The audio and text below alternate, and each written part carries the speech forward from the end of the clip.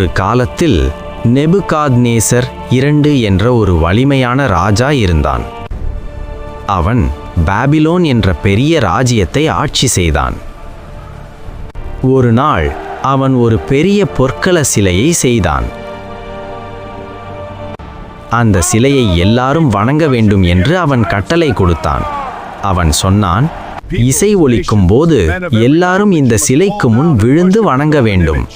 வணங்காதவர்கள் அக்கினி சூளையில் போடப்படுவார்கள். அந்த நாட்டில் 3 விசுவாசமான இளைஞர்கள் இருந்தார்கள், ஷாத்ராக், மேஷாக், அபேத்நேகோ. அவர்கள் தேவனை மட்டுமே வணங்குவோம் என்று முடிவு செய்தார்கள். அதனால் அவர்கள் அந்த சிலைக்கு முன் வணங்கவில்லை. இந்த செய்தி ராஜாவிடம் சென்றது.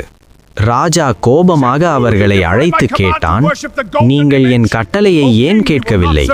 அவர்கள் தைரியமாக பதில் சொன்னார்கள், எங்கள் தேவன் எங்களை அக்கினியிலிருந்து காப்பாற்ற முடியும்.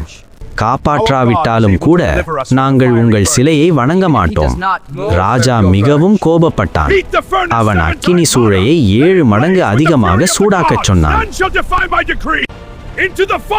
பிறகு அந்த மூவரையும் அக்கினி சூளைக்குள் போட்டார்கள். ஆனால் அப்போது ஒரு அற்புதம் நடந்தது. ராஜா ஆச்சரியமாக பார்த்தான்.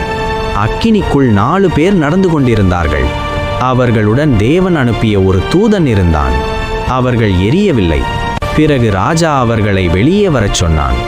அவர்கள் வெளியே வந்தபோது அவர்களுடைய உடையும் கூட எரியவில்லை. அப்போது ராஜா சொன்னான், ஷாத்ராக், மேஷாக், அபேத்நேகோ அவர்களின் தேவன் உண்மையான தேவன்.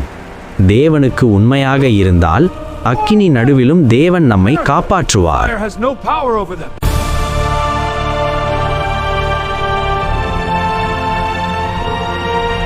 ஏசாயா 43:2.